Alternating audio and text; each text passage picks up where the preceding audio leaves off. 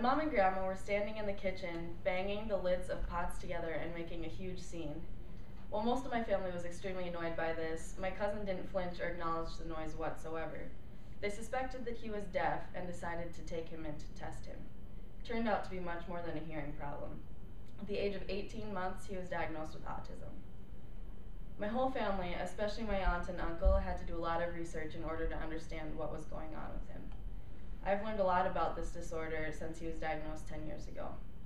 The number of people diagnosed with autism increases 10 to 17% each year. Autism is a growing problem that many people don't acknowledge and need to learn more about.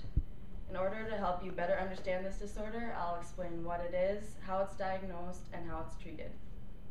Before learning how to diagnose or treat autism, you need to know what the disorder is all about. According to the Autism Society, autism is a developmental brain disorder that impacts the normal development of brain areas of social interaction, communication skills, and cognitive function. It affects 1 in 110 children and about 1.5 million Americans. It is known as a pervasive developmental disorder, or PDD. Some common characteristics that autistic people possess include the lack of speech, insistence on sameness, rocking or spinning themselves, injuring themselves, and becoming easily angered or upset. So what causes this unique disorder?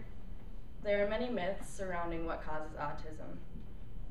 One myth, according to the National Autism Society, is that cold, unloving mothers that didn't give their children enough affection, also known as refrigerator mothers, is the cause of autism, but this isn't true. Another myth is that children are born with autism, when the truth is that many children actually reach all developmental landmarks before regressing to autism. There is no known single cause of autism, but there are many theories that are being studied by researchers. According to the Autism Speaks organization, there are many different levels of severity and combinations of symptoms, meaning that there are going to be multiple causes of autism. Some cases of autism have been linked to genetic disorders and exposure to infectious and chemical environmental agents during pregnancy. Another popular belief is that vaccines containing a chemical called thimerosal, such as the measles, mumps, and rubella shot, is the cause of autism, but there's no proof of this yet. After learning what autism is, one might ask how it's diagnosed. The first step to diagnosing autism is the parent realizing that there's a problem. There are many signs that parents can look for, and some of these signs include no smiles or joyful expressions by 6 months, no babbling by 12 months, no words by 16 months, and any loss of speech at any time. If a parent notices that something is wrong with their child, they need to bring them to the doctor right away to get them tested. There's no medical test to diagnose a person with autism, but instead, diagnosis is based on observation of behavior and educational and psychological testing. One of these screenings includes the MCHAT, which is the Modified Checklist of Autism in Toddlers. This is a simple checklist that determines whether or not your child needs to see a specialist.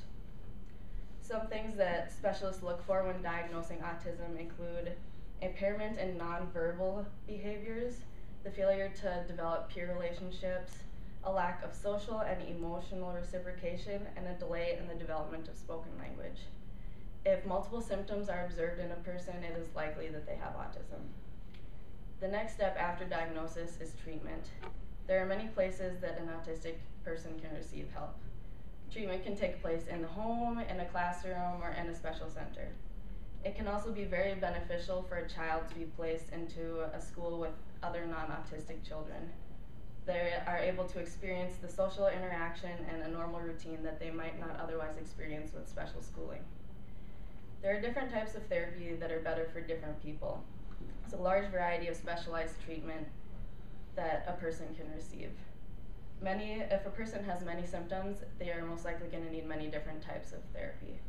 Some different types of therapy include behavior modification, occupational and physical therapy, speech, vision, and musical therapy. Sometimes these therapies will work for a period of time and then they'll stop working. It all depends upon the individual. With the amount of research that has been conducted lately on autism, there's always new information being released. I have given you the basics on what autism is, how it's diagnosed, and how it's treated. It's very important that people become informed on this disorder, as the number of people diagnosed is constantly increasing. I hope that you now have more knowledge of autism than when you woke up this morning and are able to use it someday if you notice symptoms in your own children.